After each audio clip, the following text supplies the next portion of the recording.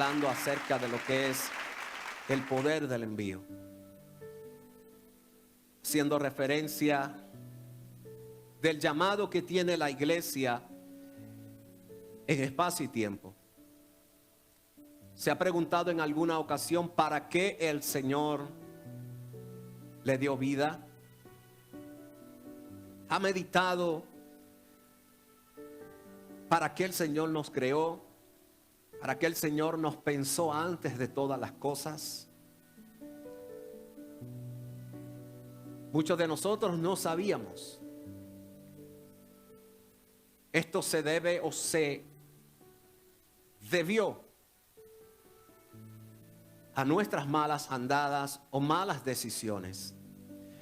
Pero siempre tiene que llegar un momento, puntual a nuestras vidas. Y cuando llegan esos momentos puntuales a nuestras vidas, a donde no tenemos hacia dónde correr, a donde no tenemos ninguna escapatoria, con solamente invocar su nombre, la tempestad se calma. Y la primera tempestad que el Señor viene a consolar y a calmar es la tormenta que nosotros tenemos adentro. El ser humano, por haberle dado la espalda a Dios, vivía, yo asumo que usted ya no vive así, vivía en un valle de amargura y vivía tormentado y siendo atormentado por las malas decisiones o por los golpes de la vida. Pero ante los golpes de la vida, Sonia, y ante las malas decisiones, Elisa, hubo uno que supo tomar la mejor decisión por usted. Y por eso es que predicamos el Evangelio. Porque cuando predicamos el Evangelio, usted, es alumbrado en su ser interior. Y cuando somos alumbrados en nuestro ser interior, nos damos de cuenta que sin Dios no somos nada. Que sin Dios estamos incompletos. Que sin Dios, nada de lo que el mundo nos puede ofrecer nos satisface. Algunos corrimos un poco más lejos en la milla o en la ruta equivocada. Pero hubo un momento donde el Dios eterno nos interceptó con su maravilloso evangelio. Y cuando nosotros nos encontrábamos tristes, desventurados, aborrecidos, a donde no nos olían las azucenas y a donde ya no disfrutábamos de las cosas que Dios había creado, ahí llegó el evangelio eterno de Dios a decirnos que somos la octava maravilla del mundo. No, a decirnos simple y llanamente que con amor eterno te he amado. Y en esas malas andadas, hoy que usted ha sido trasladado de muerte a vida y de tinieblas a luz, hoy usted puede dar gracias a Dios. Porque en el momento cuando vino el golpe, en el momento cuando vino el cantazo, usted todavía está respirando, porque el Señor, y hablando del evangelio, lo necesitaba vivo para esta hora. Aunque el hombre y el mundo ha zumbado con todo su odio y su maldad en contra de la creación de Dios, hubo uno y existe uno que restaura todas las cosas. Es interesante que nosotros podamos entender y comprender que el hombre sin Dios, es un alma, un ser ingobernable. El hombre sin Dios es un ser ingobernable.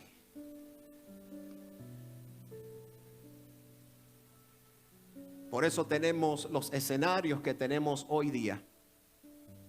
Porque cuando el poder está en la persona equivocada, se utiliza para dañar, se utiliza para destruir, se utiliza para derrumbar. Por eso tenemos a un Putin en una posición de poder. Diga, haciendo lo que sabe hacer con el poder. Entonces, a nosotros se nos ha dado mucho más que el poder que pueda tener el hombre en el planeta Tierra. Decíamos unos minutos atrás que Éxodo capítulo 19 es lo mismo que Hechos capítulo 2.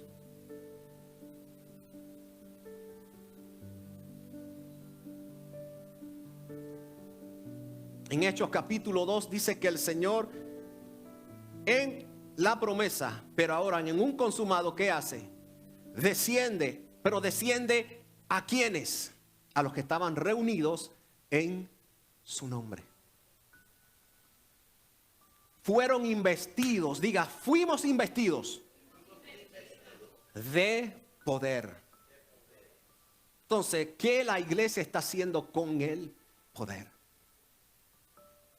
Muchos dicen, yo danzo, siento a Dios, se me paran los pelos, hablo lengua, echo fuera demonios, tengo un ministerio de sanidad y de liberación.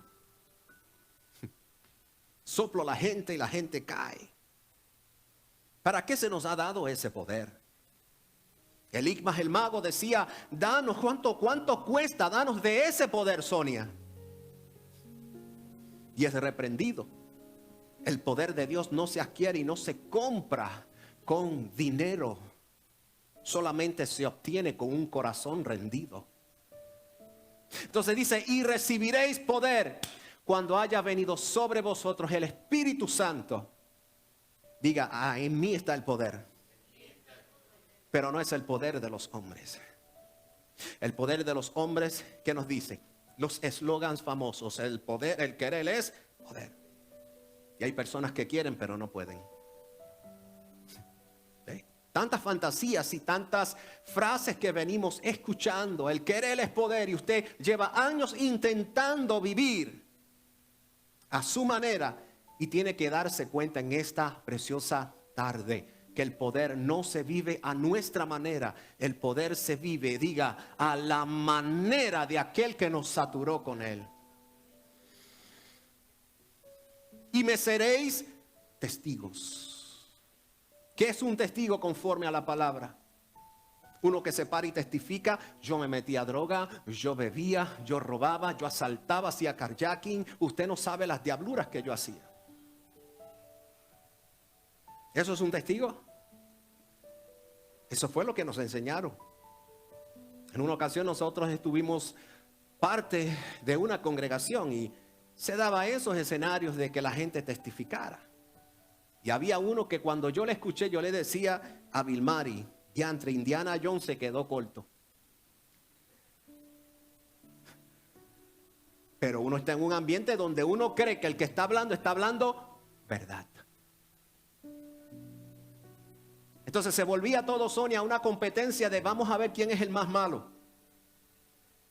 Y el que era más malo, María, ese que uno decía, wow, ese sí que tiene un testimonio poderoso.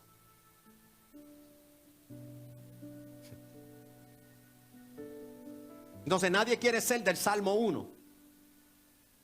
Bienaventurado el varón que no anduvo en consejo de malo, ni en silla de escarnecedores de sentado, sino que a la diestra de Jehová. Nadie quiere ser de ese salmo. Queremos ser los diablitos transformados por el Señor. Entonces el Señor dijo, y me seréis testigos, pero testigos ¿de qué? De lo que ustedes vivieron antes de la resurrección. Los discípulos, los 4 evangelios hubieran dado pompa escribiendo de todas sus experiencias. Yo tuve con usted los apóstoles de ahora. Nosotros estuvimos, de hecho Él nos llamó. Él nos señaló, ven y sígueme. Nosotros somos de la pura cepa.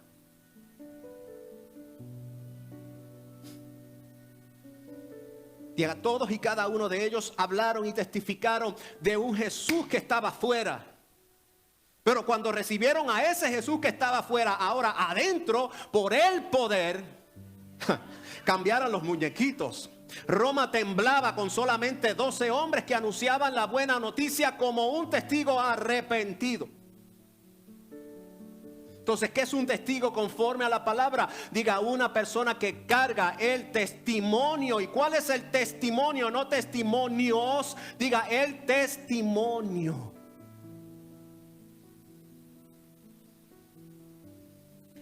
Jesús dijo al Padre en una ocasión: este es mi Hijo amado. Dice la Escritura, y vimos su gloria, gloria como la del unigénito del Padre. Después Juan viene y nos arremata en Apocalipsis y dice, y el testimonio de él es fiel y verdadero. Entonces, ¿por qué nos cuesta a nosotros ser verdaderos si la verdad está en nosotros? ¿Por qué nos cuesta a nosotros ser sinceros y honestos si la verdad está en nosotros? Entonces ahora tenemos a 12 hombres. Diga, en el poder del envío. ¿Qué vamos a decir? No sé qué vamos. No se preocupen qué van a hablar en Bristol, en New Britain, en Waterbury, en Meriden. No se preocupen, porque en el momento exacto yo le daré las palabras exactas. Pero para que estén las palabras exactas, primero las palabras exactas tienen que estar adentro. Porque no se puede exportar, diga, si no se tiene la palabra. Si no, usted va a hablar de usted.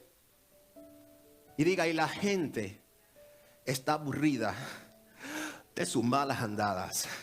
La gente se sorprende cuando usted testifica a Cristo. ¿Qué vamos a hablar? A Cristo. ¿Y cómo se habla a Cristo? Yo no sé ni qué decirle, pastor. No se preocupe. En el momento exacto, diga, el Señor les va a dar la palabra. Porque esa palabra no vuelve atrás vacía. Entonces, se ha preguntado en los últimos días o en los pasados casi 3 años que ha durado esta pandemia, ¿ha podido usted reflexionar y decir, Señor, cuántos seres queridos, cuánta gente que amamos, cuánta gente que al parecer se fueron antes de tiempo y todavía nosotros estamos aquí? Muchos somos tan atrevidos y nos atrevemos a decir, gracias que a mí nunca me dio. Yo doy gracias a Dios porque nunca me dio COVID. Eso quisiera decirle al hermano que también partió. Se murió de COVID, usted está vivito y coleando, entonces Dios lo protegió a usted y a él no.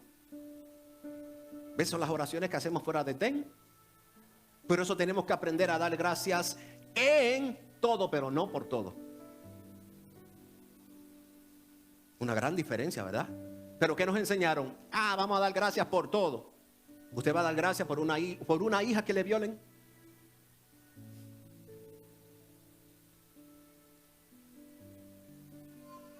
Pero si aprendemos a dar gracias a Dios en lo que puedas estar viviendo y atravesando, diga, tenemos un candidato para el envío. Porque ese candidato va a saber discernir y separar lo que es de lo que no es. Entonces, vuelvo y pregunto. Por los pasados 3 años ha reflexionado usted para que Dios lo tiene vivo.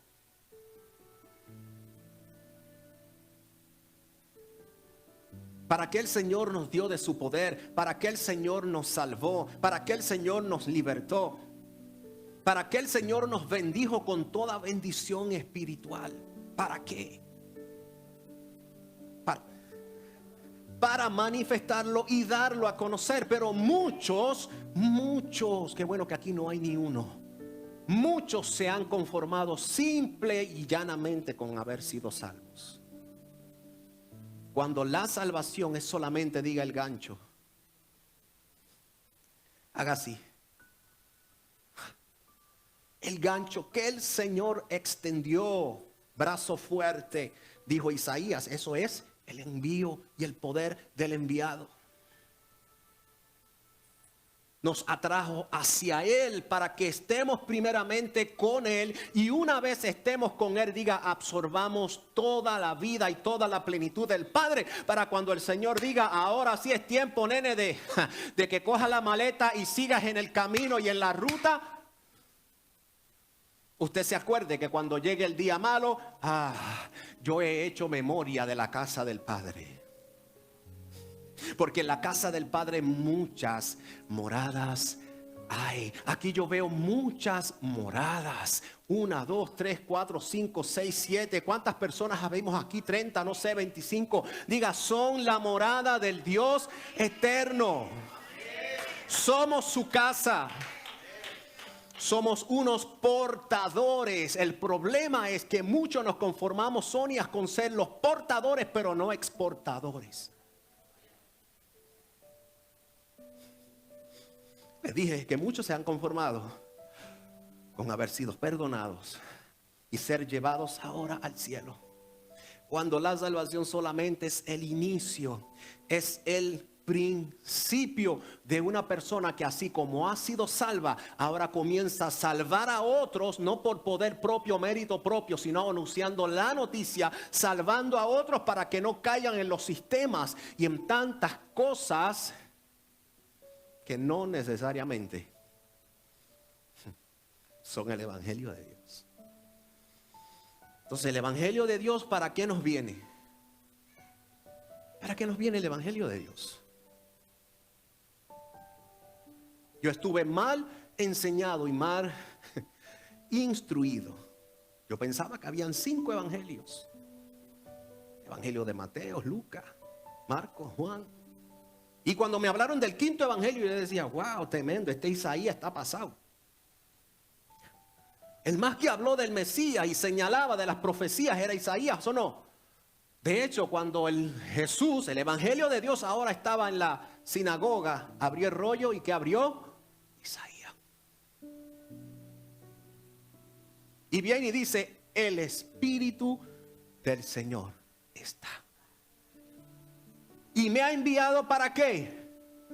¿Podemos nosotros decir eso en el 2022? Ustedes que son de Hechos capítulo 2 para acá. ¿Y recibiréis qué? Y recibiréis mi evangelio y me seréis entonces testigo, no un fastidio.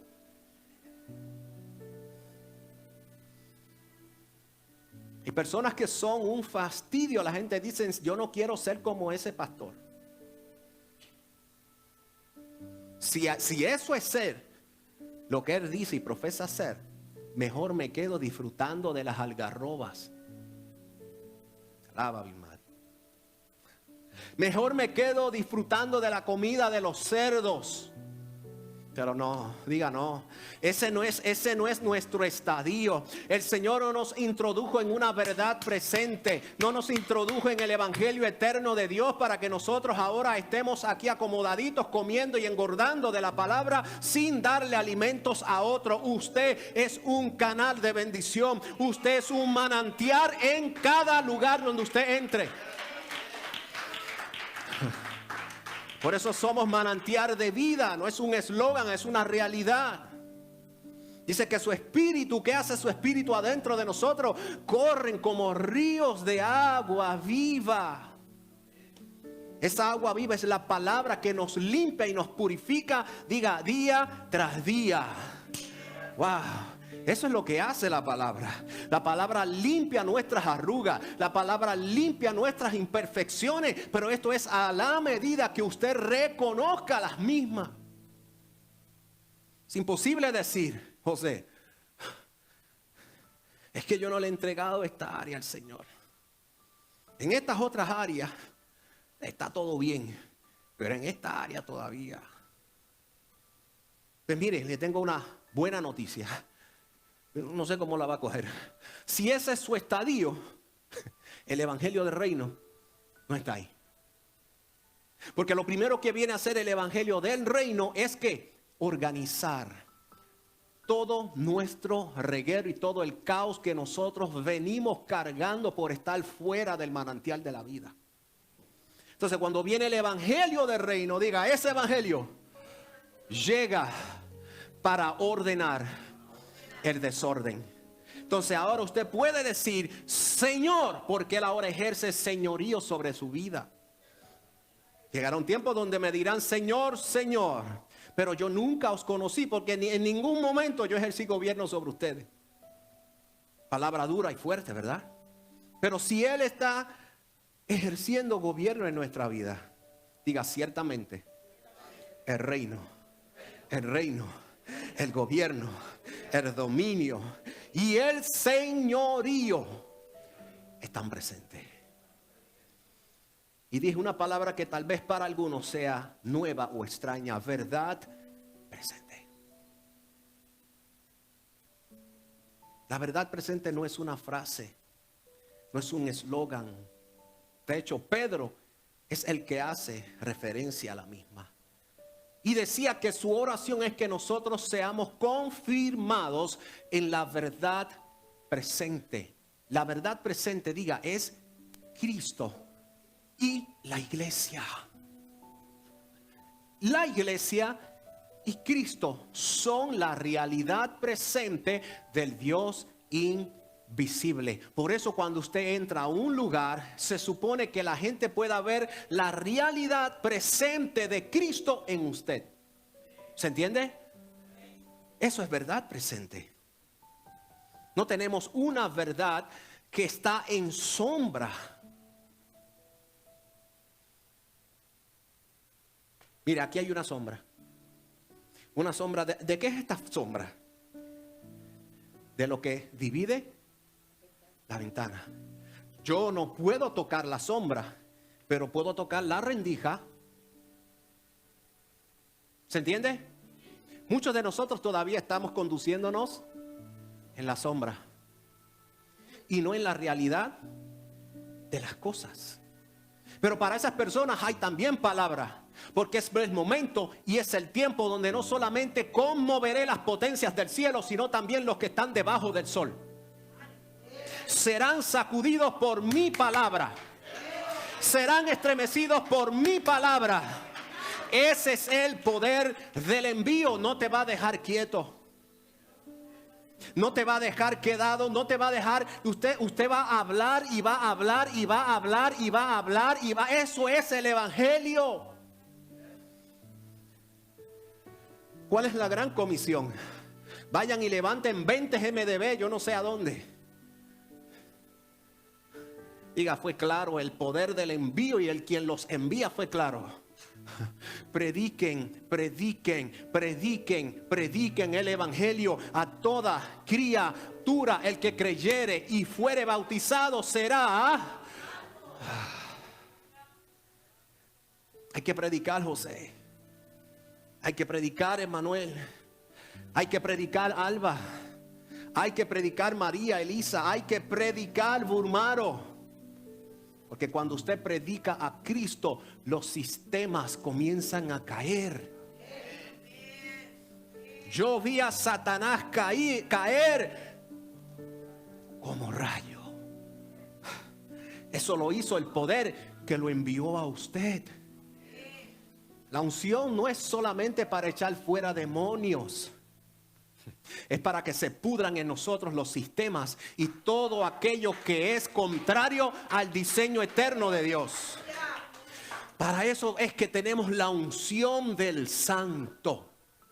No para brincar, hablar en lenguas, para dar una palabra profética. Eso se puede dar, todo eso no lo cancelamos, lo anhelamos, pero en el orden que ha sido instituido por Dios.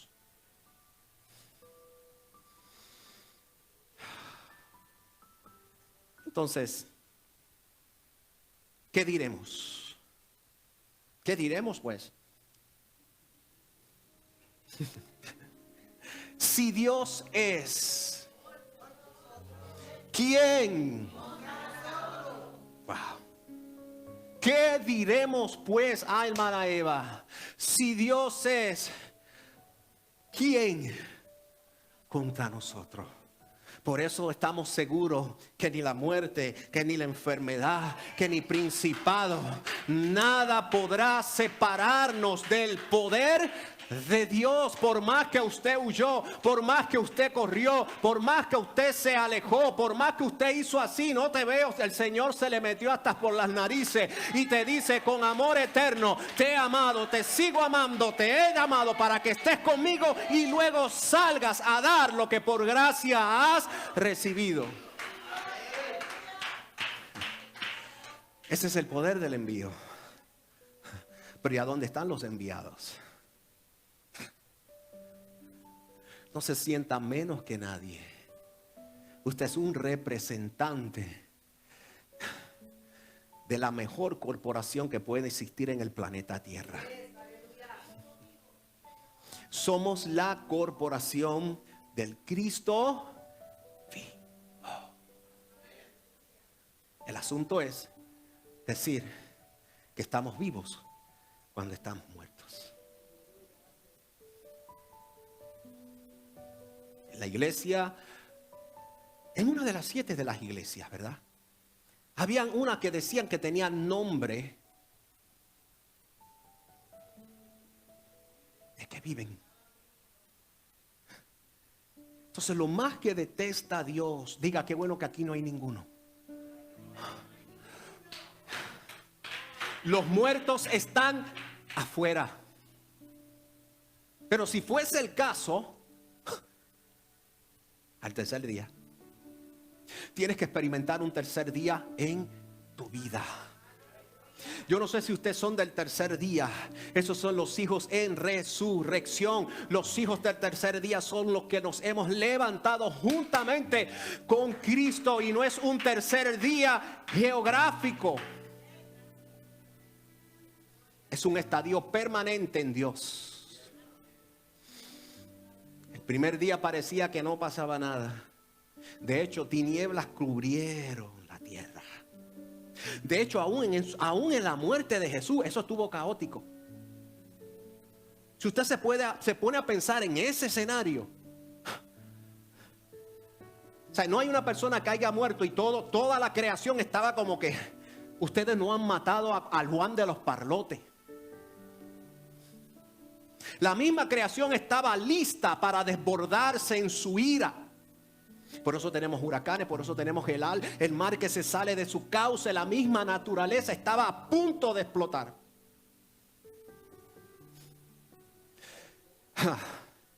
Pero hubo un soldado romano que cuando vio todo ese escenario tuvo que señalar y decir: verdaderamente este es el Hijo de Dios.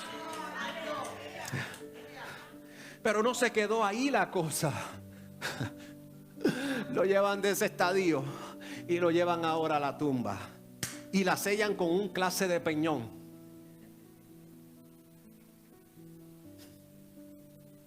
Y como Dios es el que había ya preparado todo el escenario, métanle ahí acetileno, todo lo que ustedes quieran.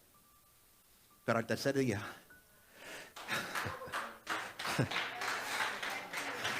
diga, al tercer día se levantó y nos levantó juntamente con Él. Vamos, póngase de pie en esta preciosa mañana o tarde. Nos levantamos juntamente con Él. Pero aquí volvemos y vemos a un sistema. Vamos a callar la noticia. ¿Y con qué querían callar la buena noticia? Haga así. Con Ebeide. Con los cheles. ¿Cómo dicen allá en Santo Domingo?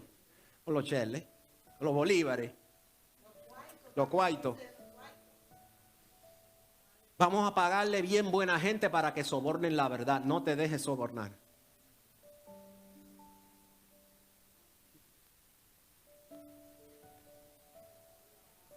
Que las ofrendas son buenas. No te dejes sobornar. Es que el diezmo va a bajar. No nos dejamos sobornar. Se va a ir la gente. No nos van a sobornar. Porque lo que es de Dios permanece. Entonces dijeron, vamos a darle un buen billete. Y los soldados dijeron, oye, está bueno. Yo sé que el tipo resucitó. Pero el sistema dice que no resucitó. Por eso tanto el sistema, el gobierno y la religión fueron condenados ¿por quién? Por Cristo. Cuando le preguntes, ustedes van a decir que los discípulos vinieron de noche. Y ustedes los soldados, que se suponía que si un soldado se quedaba joncando, lo mataban. O sea que yo me imagino a aquellos soldados temblando. Tenemos que decirle que resucitó. Entonces, pero más temblaba todavía el César. Porque César no quería que hubiese otro rey aparte de él. Ignorante, bendito diga, ignorante. El Rey de Reyes, Señor de Señores, que quita y pone reyes, pero no afuera. ¿Quién está reinando en ti? ¿El Señor yo o el gran yo soy? ¿Quién está reinando en ti? ¿El gran yo o el gran yo soy? Entonces después tiene que venir la voz apostólica a aclarar en los santos.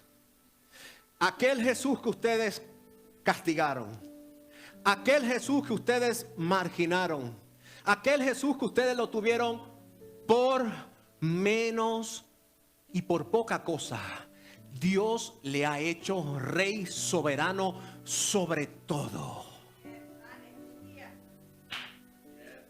Y el rey de Agripa dice, con todo y esto, María, por poco me persuades a ser cristiano.